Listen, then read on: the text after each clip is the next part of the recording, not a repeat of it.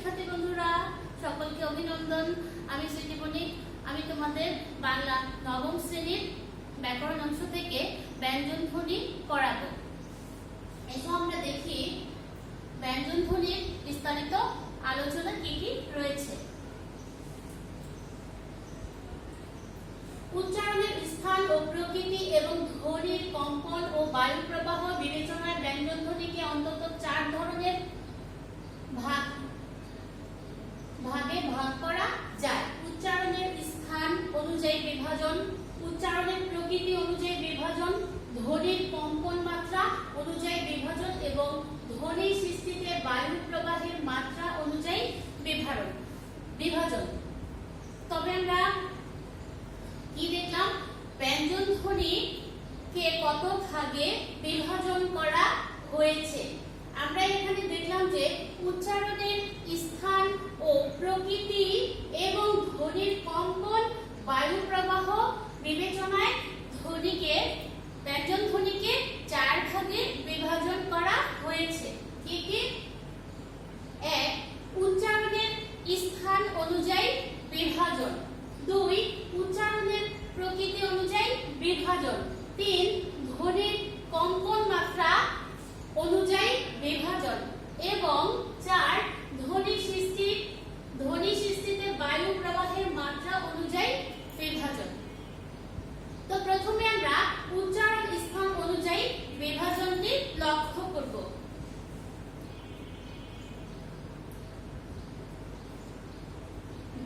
বাক প্রত্যঙ্গের ঠিক যে জায়গায় বায়ু বাধা পেয়ে ব্যঞ্জন ধ্বনির সৃষ্টি করে সেই জায়গাটি হলো এই ব্যঞ্জন ধ্বনির উচ্চারণ স্থান। আমরা বিগত ক্লাসগুলোতে বাকযন্ত্রের সাহায্যে উচ্চারিত যে ধ্বনি সৃষ্টি হয় এই বিষয়গুলো নিয়ে আমরা আলোচনা করেছিলাম। বাকযন্ত্র বলতে বোঝায় আমাদের জিহ্বা, কোমল তালু, দাঁত, পশ্চাৎ তালু, অগ্রভাগ, এই সব অঙ্গ প্রত্যঙ্গের দ্বারা যে ধ্বনি বা সাউন্ড সৃষ্টি হয় তাকে আমরা ধ্বনি বলেছিলাম। কিন্তু এখানে আমাদের আলোচ্য বিষয় হচ্ছে কোন কোন জায়গায় কোন কোন অক্ষরগুলো বাধা প্রাপ্ত হয় সেই স্থানগুলো নিয়ে আলোচনা। উচ্চারণ স্থান অনুযায়ী ব্যঞ্জন ধ্বনিকে কয়েকটি ভাগে ভাগ করা হয়েছে, যেমন ওষ্ঠ ব্যঞ্জন, দন্ত ব্যঞ্জন, দন্তমূলীয় ব্যঞ্জন, মূর্ধন্য ব্যঞ্জন, তালব্য ব্যঞ্জন, কণ্ঠ ব্যঞ্জন, কণ্ঠনালীয় ব্যঞ্জন। তাহলে এই স্থানগুলো দিয়ে আমরা বর্ণ উচ্চারণ করে থাকি। ওষ্ঠ, দন্ত, দন্তমূল, মূর্ধন্য বলতে বোঝায় যে তালুর মধ্যভাগ, তালব্য বর্ণ, কণ্ঠবর্ণ, কণ্ঠনালী ইত্যাদি। এইসব স্থানগুলো দ্বারা বর্ণ বা ব্যঞ্জন বর্ণ উচ্চারণ করা হয়। এগুলো হচ্ছে উচ্চারণের স্থান।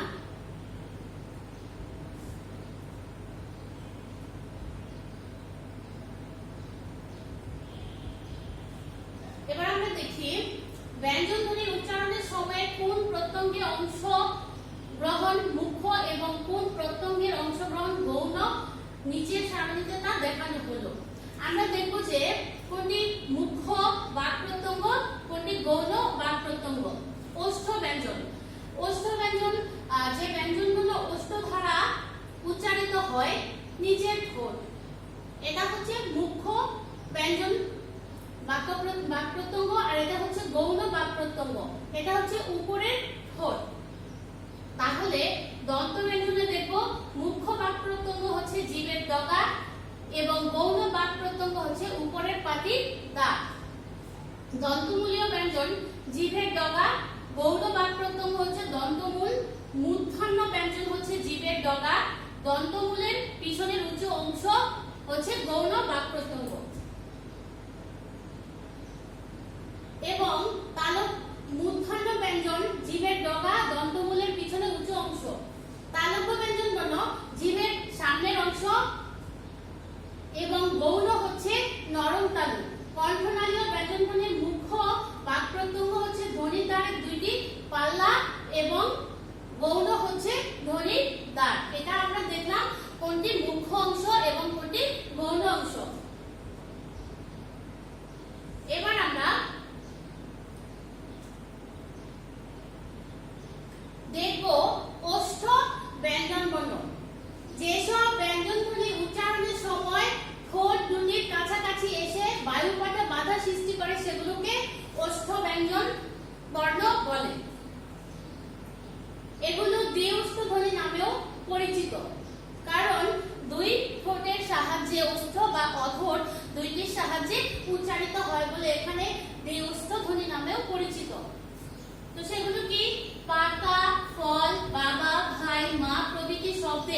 প, ফ, ব, ম এগুলো হচ্ছে ওষ্ঠ ব্যঞ্জন বর্ণ, এগুলো ওষ্ঠ দ্বারা উচ্চারিত হয়ে থাকে। এবার আমরা আসি দন্ত ব্যঞ্জন বর্ণ। দন্তের সাহায্যে কি কি ব্যঞ্জন বর্ণ উচ্চারিত হয়ে থাকে? যেসব ব্যঞ্জনধ্বনি উচ্চারণের সময় জিভের ডগা উপরের পাটির দাঁতের লেগে বায়ুপথে বাধা সৃষ্টি করে সেগুলোকে দন্ত ব্যঞ্জন বর্ণ বলে। সেগুলো কি কি? তাল, থালা, দাদা, ধান প্রভৃতি শব্দে ত, থ, দ, ধ দন্ত ব্যঞ্জনধ্বনির উদাহরণ। তাহলে শিক্ষার্থীরা তোমরা সকলে উচ্চারণ সাথে সাথে করে মিলিয়ে নিবে উচ্চারণের স্থান কতটা ঠিক আছে। তাহলে তোমরা নিজেরাই প্রমাণ পাবে কোন কোন স্থান দ্বারা কোন কোন ব্যঞ্জন বর্ণ উচ্চারিত হয়। তাহলে আমরা কি দেখলাম? দন্ত ব্যঞ্জন বর্ণগুলো হচ্ছে ত, থ, দ, ধ, এগুলো হচ্ছে দন্ত ব্যঞ্জন ধ্বনি। এবার আমরা দন্ত মূলীয় ব্যঞ্জন বর্ণগুলো আলোচনা করব। যেসব ব্যঞ্জন ধ্বনি উচ্চারণের সময় জিভের ডগার উপরের পাটির দাঁতে গোড়ার সঙ্গে লেগে বায়ুপথে বাধা সৃষ্টি করে সেগুলোকে দন্তমূলীয় ব্যঞ্জন বলে। এখানে কি বলা হয়েছে? জিভের ডগার উপরের পাটির, আমাদের যে উপরের চোয়াল আছে সেই উপরের পাটির দাঁতের সাথে দাঁতের গোড়ার সঙ্গে লেগে বায়ুপথে যে বাধা সৃষ্টি করে সেগুলো হচ্ছে দন্তমূলীয় ব্যঞ্জন বর্ণ বা ধ্বনি। সেগুলো হচ্ছে নানা, রাত, লাল, সালাম প্রভৃতি শব্দের ন, বয়সিন্নার, ল, দন্ত স এগুলো হচ্ছে দন্তমূলীয় ব্যঞ্জন বর্ণ। এবার আমরা আসি মূর্ধন্য ব্যঞ্জন বর্ণ।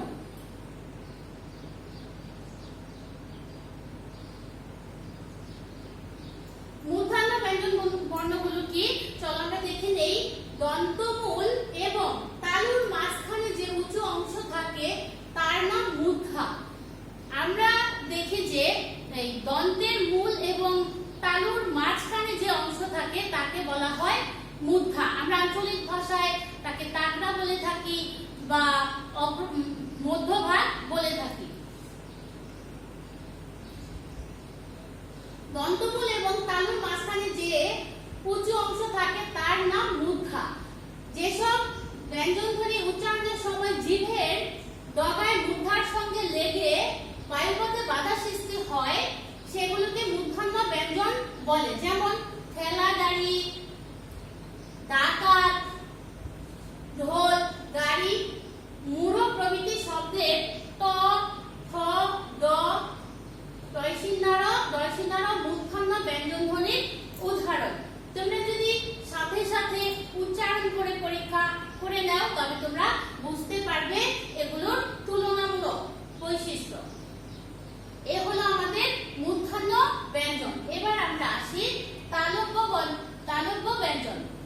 যেসব ব্যঞ্জন ধ্বনি উচ্চারণের সময় জিভের ডগা খানিকটা প্রসারিত হয়ে শক্ত তালুর কাছে বায়ু পথে বাধা সৃষ্টি করে সেগুলোকে তালব্য ব্যঞ্জন বলে। কি কি সেগুলো?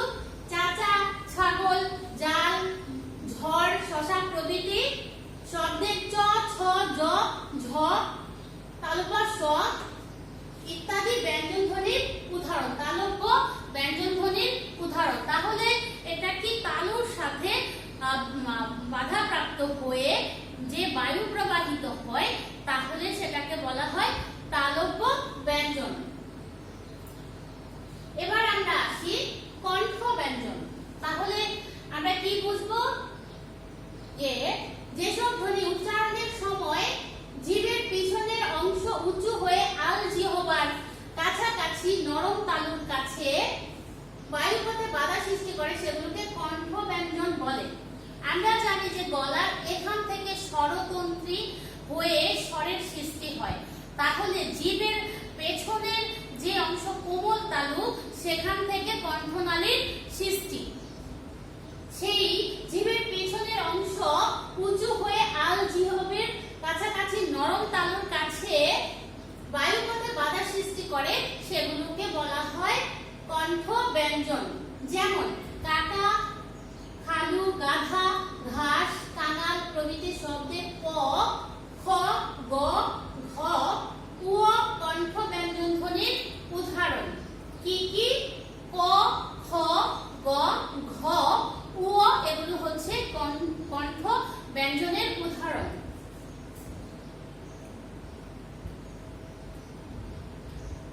এবার হচ্ছে কণ্ঠনালীয় ব্যঞ্জন।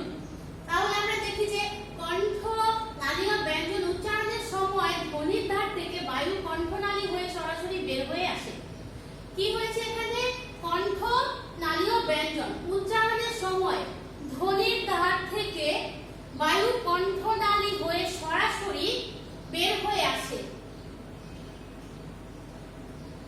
তাকে আমরা কণ্ঠনালীয় ব্যঞ্জন বলবো। হাতি শব্দের হ কণ্ঠনালীয় ব্যঞ্জন ধ্বনির উদাহরণ।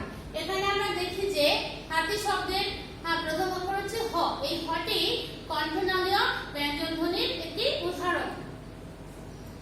আমরা প্রথমেই কি দেখেছিলাম? ব্যঞ্জন ধ্বনির চারটি বিভাজন। প্রথমটি ছিল উচ্চারণ স্থান অনুযায়ী, আর এটা হচ্ছে উচ্চারণের প্রকৃতি অনুযায়ী বিভাজন। এবার আমরা উচ্চারণের প্রকৃতি অনুযায়ী বিভাজনটি দেখব। ব্যঞ্জন ধ্বনির উচ্চারণের সময় ঠোঁট, জিভ, জিহ্বমূল ইত্যাদি বাক প্রত্যঙ্গের প্রকৃতিগত পরিবর্তন হয়। এতে বায়ুপথের সৃষ্ট বাধার ধরন আলাদা হয়ে উচ্চারণের প্রকৃতি বদলে যায়। উচ্চারণের এই প্রকৃতি অনুযায়ী ব্যঞ্জন ধ্বনিকে কয়েকটি ভাগে ভাগ করা যায়, যথা স্পষ্ট ব্যঞ্জন, নাসিক্য ব্যঞ্জন, পুম ব্যঞ্জন, পার্শ্বিক ব্যঞ্জন, কম্পিত ব্যঞ্জন, তাড়িত ব্যঞ্জন ইত্যাদি। আমরা কয়টি পেলাম? 1 2 3 4 5 6। এখানে আমরা উচ্চারণের প্রকৃতি অনুযায়ী 6টি ব্যঞ্জন পেলাম। স্পষ্ট ব্যঞ্জন, যেসব ব্যঞ্জন ধ্বনি উচ্চারণের সময় দুটি বাক প্রত্যঙ্গ পরস্পর সংস্পর্শ লেগে বায়ুপথে বাধা সৃষ্টি করে, সেগুলোকে স্পর্শ ব্যঞ্জন বলে। তাহলে এখানে টাচ যে স্পর্শের ব্যাপারটি রয়েছে, সেই ব্যাপারটিকে আমরা খুঁজে পাই। কোথায় খুঁজে পাই? যেসব ব্যঞ্জন ধ্বনি উচ্চারণের সময় দুইটা বাক প্রত্যঙ্গে স্পর্শ লেগে বায়ুপথে বাধা প্রাপ্ত হয়, তাকে স্পর্শ ব্যঞ্জন বলে। সেগুলো কি কি? সেগুলো হচ্ছে পথ, তল, টক, চট, পথ শব্দের প, ত, ত, চ, প স্পর্শ ব্যঞ্জন ধ্বনি। স্পর্শ লেগে দুইটি বাক প্রত্যঙ্গের স্পর্শ লেগে এই ধ্বনিগুলো উচ্চারণ হয়। উচ্চারণের স্থান অনুযায়ী এগুলোকে ওষ্ঠ, দন্ত, মূর্ধা, তালু এবং কণ্ঠ স্পর্শ ধ্বনি বলা হয়। এই 5 ভাগের ভাগ করা যায়, যথা ওষ্ঠ স্পর্শ ব্যঞ্জন প, ফ, ব এগুলো 2 ঠোঁটের স্পর্শ লেগে হয়। দন্ত স্পর্শ ব্যঞ্জন এখানে 2 দন্তের স্পর্শ লেগে উচ্চারিত হয়, ত, থ, দ, ধ। মূর্ধা স্পর্শ ব্যঞ্জন ত, থ, দ, দ এগুলো মূর্ধার সাথে স্পর্শ লেগে উচ্চারিত হয়।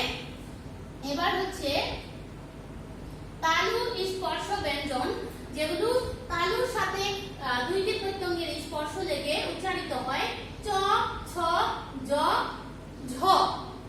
কণ্ঠ স্পর্শ ব্যঞ্জন সেগুলো হচ্ছে ক, খ, গ, ঘ। এবার আমরা আসব নাসিক্য ব্যঞ্জন। নাসিক্য ব্যঞ্জন কি আমরা ফলো করব। যেসব ব্যঞ্জন ধ্বনি উচ্চারণের সময় ফুসফুস থেকে বাতাস মুখের মধ্যে বাধা পায় এবং নাক ও মুখ দিয়ে বেরিয়ে যায়, সেসব ধ্বনিকে নাসিক্য ব্যঞ্জন বলে। কি বুঝলাম আমরা? উচ্চারণের সময় ফুসফুস তাড়িত বায়ু মুখের মধ্যে প্রথমে বাধা পায়, মুখে বাধা পেয়ে নাকে স্পর্শ করে, নাক ও মুখ দিয়ে বেরিয়ে যায়, সেসব ধ্বনিকে নাসিক্য ব্যঞ্জন ধ্বনি বলা হয়। একে শীর্ষ ব্যঞ্জন ধ্বনিও বলা হয়ে থাকে, যেমন মা, নতুন, হাঙর প্রভৃতি শব্দের ম স্পর্শ বর্ণ, নাসিক্য স্পর্শ বর্ণ, দন্তান্ন, উ এগুলো হচ্ছে নাসিক্য বর্ণ বা নাসিক্য ব্যঞ্জন। এবার আমরা উম ব্যঞ্জন ধ্বনি লক্ষ্য করব। দেখব যে উম ব্যঞ্জন ধ্বনি কি। যেসব ব্যঞ্জন ধ্বনি উচ্চারণের সময় দুটি বাক প্রত্যঙ্গ কাছাকাছি এসে মিশ্রিত বায়ুতে ঘর্ষণ সৃষ্টি করে তাকে সেগুলোকে উম ব্যঞ্জন বলে। যেমন সালাম, শশা, হুঙ্কার প্রভৃতি শব্দের দন্তস্ব, তালিকাস্ব হ উম ধ্বনির উদাহরণ। উচ্চারণ স্থান অনুসারে উম ধ্বনির ব্যঞ্জন ধ্বনিগুলোকে দন্তমূলীয় স, তালব্য স এবং কণ্ঠনালীয় হ এই তিনটি ভাগে ভাগ করা যায়। এগুলোর মধ্যে স এবং স কে আলাদাভাবে শীষ ধ্বনিও বলা হয়ে থাকে, কারণ দন্তস্ব এবং তালিকাস্ব উচ্চারণের শ্বাস অনেকক্ষণ ধরে রাখা যায় এবং শীষের মতো আওয়াজ হয়, তাহলে এগুলোকে উম ধ্বনি অথবা শীষ ব্যঞ্জনও বলা হয়ে থাকে। পার্শ্বিক ব্যঞ্জন, যে ব্যঞ্জন ধ্বনির উচ্চারণের সময় জিভের ডগা দন্তমূল স্পর্শ করে এবং ফুসফুস থেকে আসা বাতাস জিভের দুই পাশ দিয়ে বেরিয়ে যায় তাকে পার্শ্বিক ব্যঞ্জন বলে। লাল শব্দের ল পার্শ্বিক ব্যঞ্জন ধ্বনির উদাহরণ। এবার আমরা আসব কম্পিত ব্যঞ্জন।